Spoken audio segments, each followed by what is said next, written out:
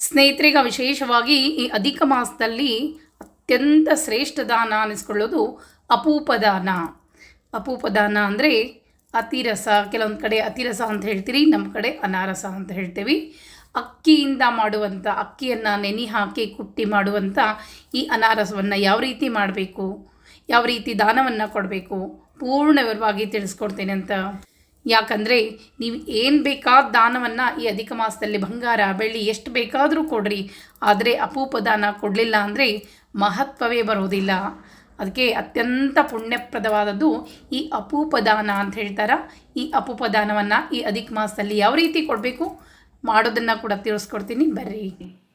ಇದರೊಳಗೆ ಎಷ್ಟು ತೂತುಗಳಿರ್ತವೆ, ಇದಕ್ಕೆ ನಾವೇಂತೀವಿ ಛಿದ್ರ ಛಿದ್ರ ಅಂಥೇಳಿ.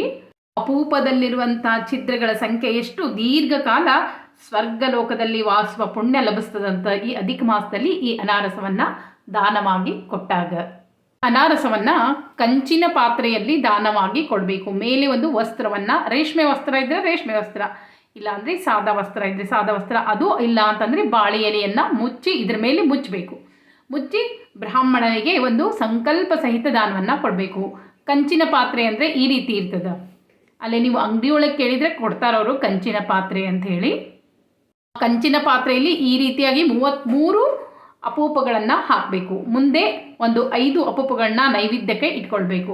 ಒಟ್ಟು 38 ಅಪೂಪಗಳನ್ನ ರೆಡಿ ಮಾಡಿ ಇಟ್ಕೊಳ್ಬೇಕು. ಇಟ್ಟುಕೊಂಡು ಪೂಜೆಯನ್ನು ಮಾಡಿ ಒಂದು ಕಂಚಿನ ಪಾತ್ರೆಯಲ್ಲಿ ಹಾಕಿ ತಾಂಬೂಲ ದಕ್ಷಿಣೆಯನ್ನು ಇಟ್ಕೊಂಡು ದೇವರ ಮುಂದೆ ರಂಗವಲ್ಲಿ ಎಲ್ಲ ಹಾಕಿ ಒಂದು ತುಪ್ಪದ ದೀಪವನ್ನು ಹಚ್ಚಿಟ್ಕೊಳ್ಬೇಕು. ನಂತರ ಸಂಕಲ್ಪ ಸಹಿತವಾಗಿ ದಾನವನ್ನು ಕೊಡಬೇಕು. ಈ ಅಪೂಪವನ್ನು ಯಾವ ರೀತಿ ಮಾಡೋದು ಅನ್ನೋದ ತೋರಿಸ್ಕೊಡ್ತೀನಿ. ಮೊದಲು ಅನಾರಸ ಮಾಡಲಿಕ್ಕೆ ಸ್ವಲ್ಪ ದಪ್ಪ ಅಕ್ಕಿನೇ ತೊಗೊಳ್ರಿ, ಯಾಕಂದ್ರೆ ಸ್ವಲ್ಪ ಹೌರ್ಗಾಗ್ತವೆ ಅಂಥೇಳಿ. ಈ ಜೀರಾ ರೈಸದು ತೊಗೊಂಡ್ರೆ ಕಲ್ಲಾಗ್ಬಿಡ್ತದೆ ಅಂಥೇಳಿ ರಾ ರೈಸದೆಲ್ಲ ತೊಗೊಳ್ಲಿಕ್ಕೆ ಹೋಗಬೇಡ್ರಿ. ಈ ದೋಸೆಗೆ ಇರುವಂಥ ದಪ್ಪ ಅಕ್ಕಿನೇ ಇದಕ್ಕೆ ಭಾಳ ಒಳ್ಳೆಯದಾಗ್ತದೆ. ಈಗ ಇನ್ನೂ ಒಂದು ಟ್ರಿಕ್ ಹೇಳ್ತೀನಿ. ಈ ಅಕ್ಕಿಯನ್ನು ನೀವು ಎಷ್ಟು ತೊಗೊಳ್ತೀರೋ ಅಷ್ಟೇ ಬೆಲ್ಲವನ್ನು ತೊಗೊಳ್ಬೇಕಾಗ್ತದೆ. ಕೆಲವ್ರು ಏನು ಮಾಡ್ತಾರಂದರೆ ಹಿಟ್ಟು ಅಳಿತಾರೆ, ಹಿಟ್ಟು ಅಳಿಲಿಕ್ಕೆ ಹೋಗಬೇಡ್ರಿ. ಸರಿಯಾಗಿ ಅಕ್ಕಿ ಎಷ್ಟಿರ್ತದೋ ಅಷ್ಟು. ಈಗ ನಾನು ಅಳತಿ ತೋರಿಸ್ತೇನೆ ನೋಡ್ರಿ. ಈ ಗ್ಲಾಸಿಂದ ನಾನು ಅಳತಿ ತೊಗೊಳ್ತಾ ಇದ್ದೀನಿ ಅಕ್ಕಿಯನ್ನು. ಯಾಕಂದ್ರೆ ಬೆಲ್ಲ ಹಾಕೋದ್ರಾಗ ಇಲ್ಲಿ ಕರೆಕ್ಟಾಗಿ ಶಾಣತನ ಇರ್ತದೆ. ನಾವು ಒಂಚೂರು ಹೆಚ್ಚು ಕಡಿಮೆ ಆದರೂ ಕೂಡ ಅವು ಒಡೆದು ಬಿಡ್ತಾವೆ. ಅದಕ್ಕಾಗಿ ಅವು ಸರಿಯಾಗಿ ಎಣ್ಣೆ ಕುಡಿಲಾರ್ದಾಗಿ ಹೌರ್ಗಾಗಿ ಬರಬೇಕಂದ್ರೆ ಸರಿಯಾದ ಪ್ರಮಾಣದಲ್ಲಿ ನಾವು ಬೆಲ್ಲವನ್ನು ಕುಡಿಸ್ಕೊಳ್ಬೇಕಾಗ್ತದೆ ನೋಡ್ರಿ. ಈಗ ನಾನು ಈ ಒಂದು ಲೋಟ, ನಿಮ್ಮ ಮನೆಯಲ್ಲಿ ಯಾವುದೇ ಲೋಟ ಇರಲಿ ಆ ಲೋಟದಿಂದ 2 ಲೋಟನ ಹಾಕ್ಕೊಳ್ಳಿಗತ್ತೀನಿ. ನೀವು ಕೆ ಜಿ ಮೇಲೂ ತೊಗೊಳ್ಬಾರ್ದು. ಅರ್ಧ ಕೆ ಜಿ ಅಕ್ಕಿ, ಅರ್ಧ ಕೆ ಜಿ ಬೆಲ್ಲ, ಈ ರೀತಿಯಾಗಿ ತೊಗೊಳ್ರಿ. ಅಂದ್ರೆ ನಿಮ್ಗೆ ಕರೆಕ್ಟಾಗಿ ಸರಿಯಾಗಿ ಬರ್ತದೆ. ಈ ರೀತಿ 2 ತೊಗೊಂಡೆ. ಈಗ ಬೆಲ್ಲ ಸಹ ನಾ ಅದೇ ಲೋಟದಿಂದ 2 ಲೋಟ ಅಳ್ಕೊಳಿಗತ್ತೀನಿ ನೋಡ್ರಿ. ಇದು ಪುಡಿ ಬೆಲ್ಲ ಆದ ಆರ್ಗ್ಯಾನಿಕ್, ನಿಮ್ಗೆ ತೋರಿಸ್ಲಿಕ್ಕೆ ನಾನು ಹೇಳ್ತಾ ಇದ್ದೀನಿ. ಈ ರೀತಿಯಾಗಿ ಕರೆಕ್ಟಾಗಿ 2 ಅಕ್ಕಿಗೆ 2 ಬೆಲ್ಲ. ನೀವು ಅಕ್ಕಿ ಎಷ್ಟು ತೊಗೊಂಡಿರ್ತೀರೋ ಅಷ್ಟೇ ಬೆಲ್ಲ ತೊಗೊಳ್ರಿ, ಅಂದ್ರೆ ಕರೆಕ್ಟ್ ಬರ್ತದೆ. ಹಿಟ್ಟು ಮಾತ್ರ ಅಳಿಲಿಕ್ಕೆ ಹೋಗಬೇಡ್ರಿ. ಅಕ್ಕಿ ಅಳಿದ್ರೆ ಸಾಕು.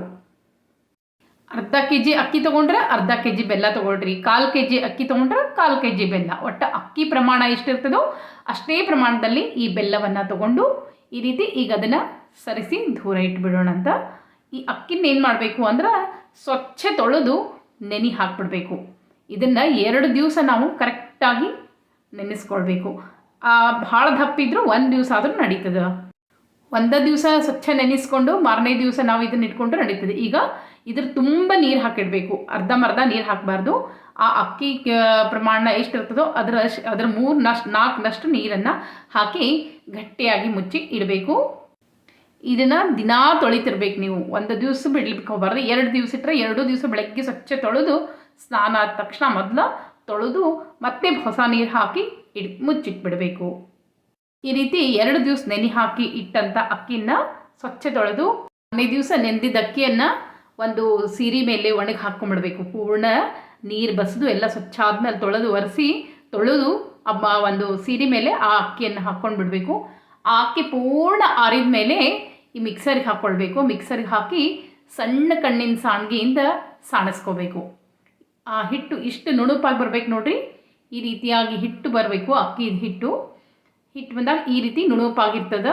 ನಂತರ ಈಗ ನಾವು ಹಿಟ್ಟೇನು ಅಳ್ಕೊಳ್ಳೋ ಅವಶ್ಯಕತೆ ಇಲ್ಲ. 2 ಲೋಟ ಈಗ ಬೆಲ್ಲ ತೋರಿಸಿದಲ್ಲ ನಿಮ್ಗೆ, 2 ಲೋಟ ಬೆಲ್ಲ ಹಾಕ್ಕೊಳ್ಬೇಕು. ಬೆಲ್ಲ ಸ್ವಲ್ಪ ಮೆತ್ತಗಿರ್ಬೇಕು ನೋಡ್ರಿ, ಈ ರೀತಿ ಮೆತ್ತಗಿರಬೇಕು, ಹಳಕ್ಕಿರಬಾರ್ದು. ಆಗಳನ್ನ ತೋರಿಸಿದ್ದು ಆರ್ಗ್ಯಾನಿಕ್ ಬೆಲ್ಲ ಅದು. ಈ ರೀತಿ ಸ್ವಲ್ಪ ಮೆತ್ತಗಿದ್ರೆ ಚಲೋ ಆಗ್ತದೆ. ಈ ಮೆತ್ತಗಿನ ಬೆಲ್ಲ 2 ಲೋಟ ಬೆಲ್ಲ ಹಾಕ್ಕೊಂಡು ಅಷ್ಟು ಹಿಟ್ಟು ಹಾಕ್ಕೊಂಡು ನೀಟಾಗಿ ಕಲಿಸ್ಕೋಬೇಕು. ಹಿಟ್ಟನ್ನು ಚಲೋ ಹೊತ್ನಾಗ ನಾದಿ ಈ ರೀತಿ ಮಾಡಿ ಗಟ್ಟಿ ಹಿಂಗೆ ಬರ್ಬೇಕು ನೋಡ್ರಿ, ಹಿಟ್ಟು ಮೆತ್ತಗಾಗಬೇಕದು.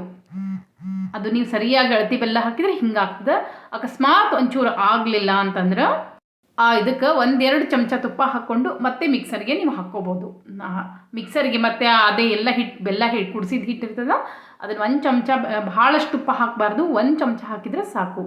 ಹಿಟ್ಟನ್ನು ಅವತ್ತ ಮಾಡೋದಕ್ಕಿಂತ ಅದನ್ನು ಗಟ್ಟಿಯಾಗಿ ಒಂದು ಡಬ್ಬಿ ಒಳಗೆ ಹಾಕಿ ಮುಚ್ಚಿಟ್ಬಿಡಬೇಕು. ಮಾರನೇ ದಿವಸ ಅನಾರಸ ಮಾಡಲಿಕ್ಕೆ ತೆಗಿಬೇಕು. ಅವಾಗೂ ಕೂಡ ಇದು ಹೆಂಗಿರ್ತದೆ ಹಂಗೆ ಇರ್ತದೆ ಹಿಟ್ಟು. ಯಾಕಂದ್ರೆ ಪೂರ್ಣ ಹಿಟ್ಟಿನೊಳಗೆ ಕುಡ್ಕೊಂಬಿಟ್ಟಿರ್ತದೆ, ಈ ರೀತಿಯಾಗಿ ಮೆತ್ತಗಾಗ್ಬಿಡ್ತದೆ ಹಿಟ್ಟು. ಮೆತ್ತಗಾದಾಗ ಅನಾರಸಗಳು ಭಾಳ ಅಂದರೆ ಎಣ್ಣೆ ಕುಡಿಯೋದಿಲ್ಲ, ಏನೂ ಇಲ್ಲ, ಭಾಳ ಕ್ರಿಸ್ಪಿ ಆಗಿ ಬರ್ತದೆ ಅಂಥೇಳಿ. ಹಿಟ್ಟು ಕೈಗೆ ಒಂಚೂರು ಹತ್ತಬಾರ್ದು. ನಾವು ಎಷ್ಟೇ ಇದನ್ನು ಮಾಡಿದರೂ ಸಹ ನೋಡ್ರಿ, ಈ ರೀತಿಯಾಗಿ ಹಿಟ್ಟು ಇಷ್ಟು ಮೆತ್ತಗಾಗಿ ಬಂದಿರಬೇಕು. ನೀವು ಸರಿಯಾಗಿ ಬೆಲ್ಲವನ್ನು ಕರೆಕ್ಟಾಗಿ ಕೂಡಿಸ್ಕೊಂಡಾಗ ಇದೇ ರೀತಿ ಆಗ್ತದೆ, ಅಂದರೆ ಎಣ್ಣೆ ಕುಡಿಯೋದಿಲ್ಲ. ಸ್ವಲ್ಪ ತೊಗೊಂಡು ಇದ್ರ ಮೇಲೆ ಅದಕ್ಕೆ ಸ್ವಲ್ಪ ಕಸಕಸಿ ಹಾಕ್ಕೊಳ್ಬೇಕು. ಹಾಕ್ಕೊಂಡು ತುಪ್ಪ ಹಾಕ್ಕೊಂಡು ಈ ರೀತಿ ಒತ್ಕೋತ ಹೋಗಬೇಕು. ಈ ರೀತಿ ಒತ್ಕೊಂಡು ಎಣ್ಣೆಯೊಳಗೆ ಒಂದು ಸ್ವಲ್ಪ ಭಾಳಷ್ಟು ಒಮ್ಮೆ ತುಪ್ಪ ಹಾಕ್ಕೋಬೋದು, ಎಣ್ಣೆ ಹಾಕ್ಕೋಬೋದು, ಅದು ನಿಮಗೆ ಬಿಟ್ಟಿದ್ದು. ಬಟ್ ಎಣ್ಣೆಯೊಳಗೆ ಕರೆದ್ರೆ ಚಲೋ. ಈ ರೀತಿಯಾಗಿ ನೋಡ್ರಿ, ಇಷ್ಟು ದಪ್ಪ ಇರಬೇಕು ಅಷ್ಟೇ, ಭಾಳಷ್ಟು ದಪ್ಪನೂ ಇರಬಾರ್ದು, ಭಾಳ ತೆಳ್ಳಗೂ ಇರಬಾರ್ದು. ಈ ರೀತಿಯಾಗಿ ಎಣ್ಣೆ ಹಾಕ್ಕೊಂಡು ಚೆಂದಾಗಿ ಕರೆದ್ರೆ ಒಂದು ಸ್ವಲ್ಪ ಎಣ್ಣೆ ಕುಡಿಯೋದಿಲ್ಲ, ಜೊತೆಗೆ ಭಾಳ ಅಂದರೆ ಭಾಳ ಕ್ರಿಸ್ಪಿ ಆಗ್ತದೆ. ಈ ರೀತಿಯಾಗಿ ನೋಡ್ರಿ ಕರೆದು ತೆಗೆದಿಟ್ಕೊಳ್ಬೇಕು. ಇದನ್ನು ನಾವು ಛಿದ್ರ ಅಂತ ಹೇಳ್ತೀವಿ. ಇಷ್ಟು ಛಿದ್ರಗಳು ಇದ್ದಾಗ ಅಷ್ಟು ಸಮಯವರೆಗೂ ನಾವು ಭಗವಂತನ ಸಾನ್ನಿಧ್ಯದಲ್ಲಿರ್ತೀವಂತೆ. ನೋಡ್ರಿ, ಮುರಿದಾಗ ಇಷ್ಟೊಂದು ಕ್ರಿಸ್ಪಿ ಆಗಿರಬೇಕು, ಹೌರ್ಗಾಗಿರಬೇಕು, ಒಂಚೂರು ಎಣ್ಣೆ ಕುಡಿಬಾರ್ದು. ಆ ರೀತಿಯಾಗಿ ನಾನು ತೋರಿಸಿದ್ದೆಲ್ಲ ಅದೇ ವಿಧಾನದಲ್ಲಿ ಮಾಡಿರಿ, ನಿಮಗೇನು ತ್ರಾಸು ಅನ್ಸಂಗಿಲ್ಲ. ಇದನ್ನು ಕೊಡಬೇಕಾದ್ರೆ ಒಂದು ಸಂಕಲ್ಪದ, ಯಾಕಂದ್ರೆ ಒಂದೊಂದು ಅಪೂಪಕ್ಕೂ ಭಗವಂತನ ಹೆಸರವ. 33 ಏನು ಅಪೂಪ ದಾನ ಕೊಡ್ತೇವಲ್ಲ, 33 ಅಪೂಪಕ್ಕೂ ಒಂದೊಂದು ಭಗವಂತನ ಹೆಸರದ. ಆ ಹೆಸರಿಂದ ನಾವು ದಾನವನ್ನು ಕೊಡಬೇಕು ಅಂತ ಹೇಳಿ ಸಂಕಲ್ಪ ಹೇಳ್ತೇನೆ ನೋಡ್ರಿ. ದಾನವನ್ನು ಕೊಡಬೇಕಾದ್ರೆ ಸಂಕಲ್ಪವನ್ನು ಹೇಳಿ ದಾನವನ್ನು ಕೊಡ್ರಿ. ಈ ದಾನವನ್ನು ಕೇವಲ ಬ್ರಾಹ್ಮಣರಿಗೆ ಮಾತ್ರ ಕೊಡಬೇಕು ಅಂತಿಲ್ಲ, ಮನೆಯಲ್ಲಿ ಅಳಿಯ ಮಗಳ ಗಂಡನಿಗೂ ಕೊಡ್ಬೋದು. ಭಾಳ ಶ್ರೇಷ್ಠ. ಅಳಿಯನಿಗೆ ದಾನವನ್ನು ಕೊಡೋದು ಶ್ರೇಷ್ಠ. ಅಕಸ್ಮಾತ್ ಅಳಿಯ ಇಲ್ಲ ಅನ್ನೋದಾದರೆ ಅಣ್ಣ ತಮ್ಮಂದಿರಿಗೂ ಸಹ ದಾನವನ್ನು ಕೊಡ್ಬೋದು. ನಿಮ್ಮ ಮನೆಯಲ್ಲಿ ಅಣ್ಣ ತಮ್ಮಂದಿದ್ರೆ ಅಥವಾ ಅಪ್ಪ ಇದ್ದರೆ ಅವರಿಗೂ ಕೂಡ ನೀವು ದಾನವನ್ನು ಕೊಡ್ಬೋದು. ಯಾರೂ ಇಲ್ಲ ಅಂದರೆ ಬ್ರಾಹ್ಮಣರಿಗೆ ಕೊಡ್ರಿ. ದಾನವನ್ನು ಕೊಟ್ಟರೆ ಪೃಥ್ವಿ ದಾನದ ಮಹತ್ವ ಅದು. ಅಂದರೆ ಪೃಥ್ವಿ ದಾನ ಮಾಡಿದಷ್ಟು ಫಲವನ್ನು ನೀವು ಪಡಿತೀರಿ. ಅದಕ್ಕಾಗಿ ಈ ದಾನ ಶ್ರೇಷ್ಠ ದಾನ ಅಧಿಕ ಮಾಸದಲ್ಲಿ. ರೀತಿಯಾಗಿ ಕಂಚಿನ ಪಾತ್ರೆಯಲ್ಲಿ 33 ಹಾಕಿ ಮೇಲೆ ಬಾಳೆ ಎಲೆಯನ್ನು ಮುಚ್ಚಬೇಕು, ಅಥವಾ ರೇಷ್ಮೆ ವಸ್ತ್ರವನ್ನು ಮುಚ್ಚಿ 2 ಬ್ರಾಹ್ಮಣರಾಗಿದ್ದರೆ 2 ಜನಿವಾರವನ್ನು ಇಡಬೇಕು, ಇಲ್ದಿದ್ರೆ ನಡೀತದೆ. ಹಂಗೆ ಕೊಟ್ಟರೆ ಪಕ್ಕದಲ್ಲಿ ತಾಂಬೂಲ ದಕ್ಷಿಣೆ ಇಡಬೇಕು. ಈ ಮೊದಲು ಇದಕ್ಕೆ ಪೂಜೆ ಮಾಡ್ಕೋಬೇಕು. ಅರಿಶಿನ ಕುಂಕುಮ ಅಕ್ಷತೆ ಗಂಧ ಎಲ್ಲ ಹಚ್ಚಿ ಗೆಜ್ಜೆ ವಸ್ತ್ರವನ್ನು ಇರಿಸಬೇಕು. ಮೇಲೆ ಮುಚ್ಚಿದ್ರ ಮೇಲೆ ಮಾಡಬೇಕು. ಮತ್ತು ಇದಕ್ಕೆ ಅನಾರಸಕ್ಕೇನು ಅರಿಶಿನ ಹಚ್ಚಬಾರ್ದು. ಇದ್ರ ಮೇಲೆ ವಸ್ತ್ರವನ್ನು ಅಥವಾ ಬಾಳೆ ಎಲೆಯನ್ನು ಮುಚ್ಚಿ ಅದಕ್ಕೆ ಅರಿಶಿನ ಕುಂಕುಮ ಅಕ್ಷತೆ ಎಲ್ಲ ಇರಿಸಿ, ಅದು ಲಕ್ಷ್ಮೀ ಸಹಿತ ನಾರಾಯಣ ಸ್ವರೂಪ ಅಂಥೇಳಿ ಪೂಜೆಯನ್ನು ಮಾಡ್ಕೊಳ್ಬೇಕು. ಗೆಜ್ಜೆ ವಸ್ತ್ರ ಎಲ್ಲ ಇರಿಸಿದ ಮೇಲೆ ಆಮೇಲೆ ನಿಮಗಿದು ಒಂದು ಮಂತ್ರದ ನಾ ಹೇಳ್ತೀನಿ, ನೀವು ಕೇಳಿದರೆ ಸಾಕು. ಉಪದಾನ ಕೊಡಬೇಕಾದ್ರೆ ಹೇಳಲೇಬೇಕಾದಂಥ ಮಂತ್ರ ಇದು. ಈ ಮಂತ್ರ ಹೇಳಿ ಕೈ ಮುಗಿದು ದಾನವನ್ನು ಕೊಡಬೇಕಾಗ್ತದೆ. ಆಮೇಲೆ ಸಂಕಲ್ಪನೂ ಹೇಳ್ತೀನಿ. ವಿಷ್ಣುರೂಪಿ ಸಹಸ್ರಾಂಶೋ ಸರ್ವಪಾಪ ಪ್ರಣಾಶನಃ ಅಪೋಪಾನ್ನ ಪ್ರದಾನೇನ ಮಮ ಪಾಪಂ ಹೆಪೋವತೋ ನಾರಾಯಣ ಜಗದ್ಬೀಜ ಭಾಸ್ಕರ ಪ್ರತಿರೂಪದೃಕ್ ವೃತೇನಾನೇನ ಪುತ್ರಾಂಶ ಸಂಪದಂ ಚಾಭಿವರ್ಧಯ ಯಸ್ಯ ಹಸ್ತೆ ಗದಾ ಚಕ್ರೋ ಗರುಡೋ ಯಸ್ಯ ವಾಹನಂ ಶಂಖಕರತಲೆ ಯಸ್ಯ ಮೇ ವಿಷ್ಣುಃ ಪ್ರಸೀದತು ಕಲಾಕಾಷ್ಟಾದಿರೂಪೇಣ ನಿಮೇಶ ಘಟಿಕಾದಿನ ಯೋ ವಂಚಯತಿ ಭೂತಾನಿ ತಸ್ಮೈ ಕಾಲಾತ್ಮನೇ ನಮಃ ಕುರುಕ್ಷೇತ್ರಮಯೋ ದೇಶಃ ಕಾಲಪರ್ವದ್ವಿಜೋ ಹರಿಃ ಪೃಥ್ವೀ ಸಮಮಿದಂ ದಾನಂ ಗ್ರಹಾಣ ಪುರುಷೋತ್ತಮ ಮಾಲಾನಾಂಚ ವಿಶುದ್ಧ್ಯರ್ಥಂ ಪಾಪ ಪ್ರಶಮನಾಯ ಚ ಪುತ್ರ ಪೌತ್ರಾದಿ ವೃದ್ಧ್ಯರ್ಥಂ ತೇನ ದಾಸ್ಯಾಮಿ ಭಾಸ್ಕರಂ.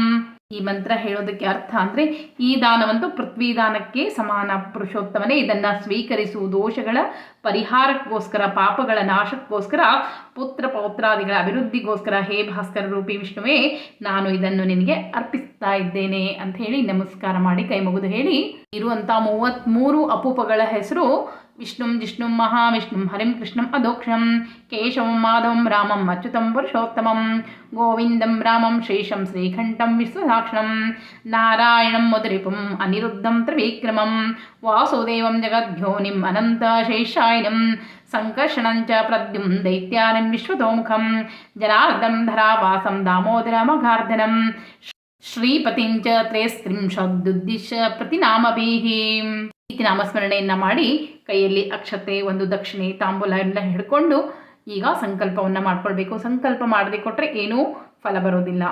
ಈಗ ನೀವು ಅಲ್ಲಿ ಏನು ಕೂತಿ ಪೂಜೆ ಮಾಡಿಟ್ಟಿರ್ತಿರಲ್ಲ ಅಲ್ಲಿ ಸಂಕಲ್ಪವನ್ನು ಮಾಡ್ಕೊಳ್ಬೇಕು. ಯಾವ ದಿವಸ ಮಾಡ್ತೀರೋ ಆ ದಿವಸ ನಕ್ಷತ್ರವನ್ನೆಲ್ಲ ಹೇಳ್ಕೊಂಡು ನಂತರ ಏವಂ ಗುಣವಿಶೇಷಣ ವಿಶಿಷ್ಟಾಯಾಂ ಶ್ರುತಿತೋ ಶ್ರುತಿ ಸ್ಮೃತಿ ಪುರಾಣೋಕ್ತ ಸಕಲ ಫಲ ಪ್ರಾಪ್ತ್ಯರ್ಥಂ ವಸು ರುದ್ರ ಆದಿತ್ಯ ಪ್ರಜಾಪತಿ ವಷಟ್ಕಾರ ಅಂತರ್ಗತ ಮಾಸ ನಿಯಾಮಕ ಶ್ರೀ ಪುರುಷೋತ್ತಮ ಪ್ರೇರಣೆಯ ಶ್ರೀ ಪುರುಷೋತ್ತಮ ಪ್ರೀತ್ಯರ್ಥಂ ಮಮ ಅಖಿಲ ಪಾಪ ಶಮನ ಪೂರ್ವಕ ಪುತ್ರ ಪೌತ್ರ ಧನಧಾನ್ಯಾದಿ ಕ್ಷೇಮ ಸಮೃದ್ಧಿ ಲೋಕದ್ವಯ ಸುಖ ಹೇತುಭೂತ ಭೂದಾನ ಆದಿ ಸಕಲ ಫಲಪ್ರಾಪ್ತ್ಯರ್ಥಂ ವಿಶೇಷತಃ ಜ್ಞಾನ ಭಕ್ತಿ ವೈರಾಗ್ಯ ಸಿದ್ಧ್ಯರ್ಥಂ ಶ್ರೀ ಹರಿ ಗುರು ಪ್ರಸಾದ ಸಿದ್ಧ್ಯರ್ಥಂ ಅಪೋಪ ಛಿದ್ರ ಸಮಸಂಖ್ಯ ವರ್ಷ ಸಹಸ್ರಾವಧಿ ಸ್ವರ್ಲೋಕ ನಿವಾಸ ಸಿದ್ಧ್ಯರ್ಥಂ ಮಲಮಾಸ ಪ್ರಯುಕ್ತ 33 ಸಂಖ್ಯಾತ್ ಅಪೋಪದಾನಮಹಂ ಕರಿಷ್ಯೆ ತದಂಗಭೂತ ಪುರುಷೋತ್ತಮ ಪೂಜಾಂ ಕರಿಷ್ಯೆ ರೀತಿ ಹೇಳಿ ಅಲ್ಲಿ ಏನು ಇಟ್ಟಿರ್ತಿರಲ್ಲ ಆ ಅಪೂಪ ಇಟ್ಟಿರ್ತಿರಲ್ಲ ಅದ್ರ ಮೇಲೆ ಒಂದು ಬಾಳೆಯಲ್ಲಿ ಹೊಚ್ಚಿರ್ತಿರಲ್ಲ ಅದಕ್ಕೆಲ್ಲ ಪೂಜೆ ಎಲ್ಲ ಗೆಜ್ಜೆ ವಸ್ತ್ರ ಅರಿಶಿನ ಕುಂಕುಮ ಅಕ್ಷರ ಎಲ್ಲ ಏರಿಸಿ ಪೂಜೆಯನ್ನು ಮಾಡಿ ಅದ್ರ ಮುಂದೆ ಒಂದು 5 ಅಪೂಪ ಬೇರೆ ಇಟ್ಕೊಂಡಿರ್ಬೇಕು. ಅದನ್ನು ನೈವೇದ್ಯಕ್ಕೆ ಇಟ್ಕೊಳ್ಬೇಕು. ಅರಿಶಿನ ಕುಂಕುಮ ಆಮೇಲೆ ಧೂಪ ದೀಪ ಎಲ್ಲ ಮಾಡಿ ನೈವೇದ್ಯ ಮುಂದೆ ಏನು 5 ಇಟ್ಕೊಂಡಿರ್ತಿಲ್ಲ ಆ ನೈವೇದ್ಯ ಮಾಡಿ ಅದನ್ನು ಮಾತ್ರ ನೀವು ತಿನ್ನಬೇಕು.